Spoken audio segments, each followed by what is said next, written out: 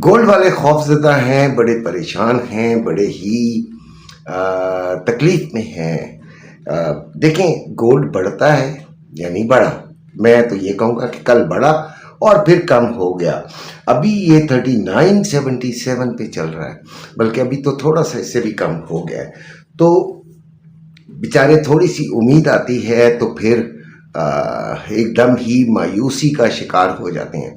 अच्छा, कुछ लोग जल्दबाजी में फिर ख़रीदना शुरू हो जाते हैं, जबकि देखिए, मैं एक दिन की वीडियो बनाता हूँ और एक दिन के बारे में बताता हूँ।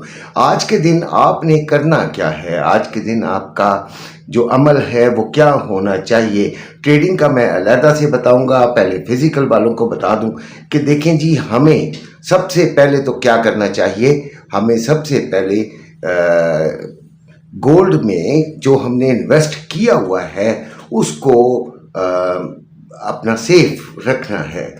हमें अगर बहुत बड़ा नुकसान हो रहा है तो फिर तो बेचने की ज़रूरत नहीं है। सिल्वर का भी यही चीज़ है कि सिल्वर में भी बहुत लोगों को बड़ा नुकसान हो रहा है।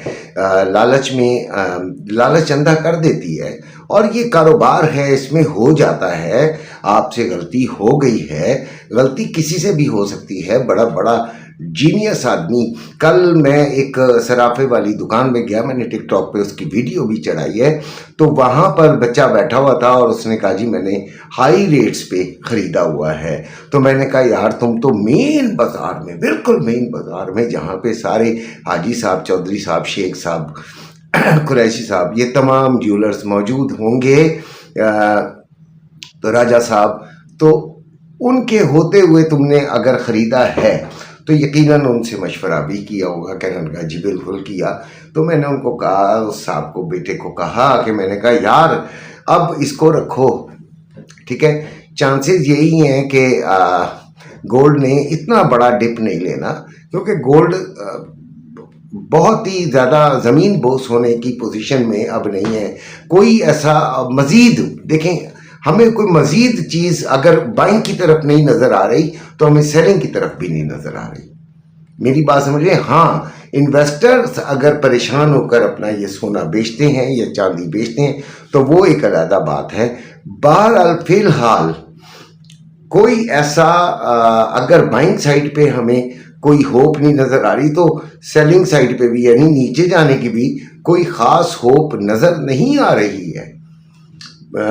तो उस बच्चे को मैंने कहा यार देखें, अल्लाह करे, अगर वो कल की बात है तो मैंने उसको कहा कि अगर ये 4050 से ऊपर की क्लोजिंग दे देगा तो फिर तो यार तेरे पैसे यानी नुकसान कम हो जाएगा। लेकिन ऐसा नहीं हुआ। रात को ये फिर गिरना शुरू हुआ और बड़ी तेज़ी से गिरा और अभी ये चल रहा है 3977 में, बल्कि इससे भी थोड़ा सा अभी नीचे आ गया होगा।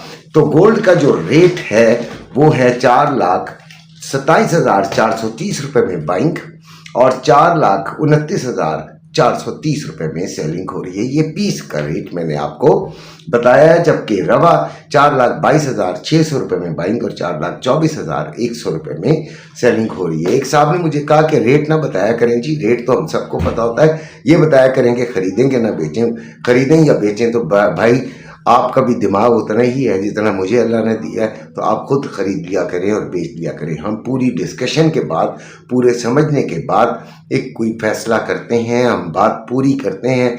जिसको मुख्तसर वीडियो चाहिए वो मेरी वीडियो फौरी छोड़ दिया करे और ज़रूरत ही नहीं है अव्वल तो जैसे ही मेरी शक्ल और मेरा थंबनेल देखे उसको स्किप करे और आगे चले किसी और की देखे जो कि 30 सेकंड के अंदर उनको बता दे कि यहाँ से ख़रीद लो और शाम को आपको आप किसी प्लाजे के मालिक हुए में हो उस प्रॉफिट में से।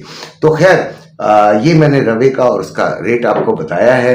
कोई इतना डाउन रेट नहीं है, ये कोई इतना बुरा रेट भी नहीं है। 4 लाख रुपए से अभी भी ऊपर है।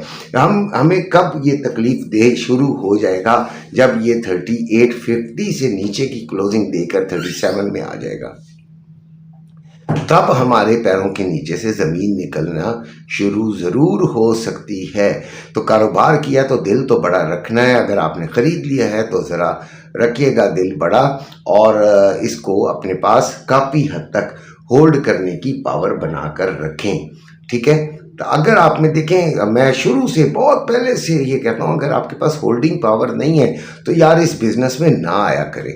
ये बिज़नेस बहुत ही जालिम बिज़नेस है। आपको दिनों में दिखाता है कि जी आपने लाखों रुपए कमा लिया, आपके अंदर मजीद लालच पैदा होती है और आप रुकते हैं। जब आप रुकते हैं तो फिर ये नीचे आना शुरू होता है और आपको पता चलता है कि आपके ख़रीदारी के रेट से इतना नीचे आ गया कि अब आपको लाखों नुकसान हो रहा है। अब आपको याद आता है कि ये तो पैसे फलाने के देने थे, ये पैसे प्लॉट के रखे हुए थे, ये पैसे बेटी की शादी के रखे थे, ये पैसे बेटे की शादी के रखे थे, ये किसी ने भेजे थे तो मैंने इस्तेमाल कर लिए थे। तो ये तमाम चीज़ें उस वक्त अगर आपको याद आती हैं जब आप नुकसान में होते हैं, तो फिर ये कारोबार मत करें। कारोबार मेरी तरह करें कि भाई अपना 10 रुपये है तो 10 रुपये इस्तेमाल करें, अपना 10 करोड़ है तो 10 करोड़ इस्तेमाल करें। अगर अपना नहीं है तो इसी तरह खामोशी से बैठे रहें, जिस तरह बेहतर लोग अपना मुतमईन अंदाज में बैठे रहते हैं, वो किसी लालच में आकर अपना अंधों की तरह पैसा नहीं लगाते हैं। तो अभी आप को करना ये है कि होल्डिंग करनी है और मजीद ख़रीदारी यानी फ्रेश बाइंग नहीं करनी है। ट्रेडिंग वालों को अभी आगे बताता हूँ। सिर्फ सिल्वर का बता दूँ, सिल्वर 57.51 पे है और 6980 इसका यानी 6980 रुपये में बाइंग और 7080 रुपये में सेलिंग हो रही है। PSL 10 तोला, जबकि जो क्या कहेंगे इसको लोकल, वो है 6730 रुपये में बाइंग और 6830 रुपये में सेलिंग हो रही है। अभी आपको क्या करना चाहिए? मेन बात है कि अभी आपको क्या करना चाहिए। सिल्वर में भी आपको होल्ड ही रखना चाहिए। अच्छा, अब ट्रेडिंग के बारे में बात करते हैं। तो ट्रेडिंग में अगर आप 1 घंटे की कैंडल वाला चार्ट खोल लीजिए प्लीज़। खोलने के बाद उसमें देखें तो हेड एंड शोल्डर पैटर्न बना है, लेकिन बना सपोर्ट पे है। ठीक है, सपोर्ट पे हम बाइंग को सबसे पहले प्रेफर करते हैं कि बाइंग हमें मिल जाए। तो बाइंग के लिए क्या होगा कि ये उस रेंज से बाहर निकले। रेंज में भी आपको बता देता हूँ, सपोर्ट भी और रेजिस्टेंस भी। ठीक है, उस रेंज से बाहर निकले, बाइंग साइड पे ऊपर जाए, फिर इस एरिया को रीटेस्ट करे। रीटेस्ट करने के बाद अगर वो कोई आपको बाइंग सिग्नल देता है, बाइंग यानी बुलिश कैंडल देता है, अच्छी बुलिश कैंडल, तो आप बाइंग ले लीजिए और ये आपको 4000 से ऊपर लेकर जा सकती है। ठीक है, अच्छा फ़ायदा हो सकता है। लेकिन अगर यहाँ से सेलिंग निकलती है तो वो कैसे निकलेगी कि आपके निचला जो लेवल है वो तोड़ती है, तोड़ने के बाद फिर उसको रीटेस्ट करती है नेक लाइन। फिर वो नेक लाइन को तोड़ रही है ना, जो मैंने आपको हेड एंड शोल्डर बताया, तो उसकी नेक लाइन को रीटेस्ट करे और फिर नीचे आए तो आपको ये बहुत अच्छी सेलिंग भी दे सकती है। तो अब आपको मैं अपने लेवल्स बता देता हूँ। मेरे ग्रुप में आना हो तो ज़रूर मुझे मैसेज कर लीजिएगा। मैं आपको ट्रेडिंग सिखाऊंगा भी और आपको साथ लेकर भी चलूँगा। अपना बहुत सा ख्याल रख के ये काम करना है कि भाई आपने अगर मेरे साथ ईमानदारी से चलना है तब आइएगा, अदरवाइज़ नहीं। अदरवाइज़ चक्कर देना है तो नहीं आइएगा, अपने लिए नुकसानदेह होगा आपके। ठीक है, रेजिस्टेंस 4010 से 4035, फिर 4095 से 4110।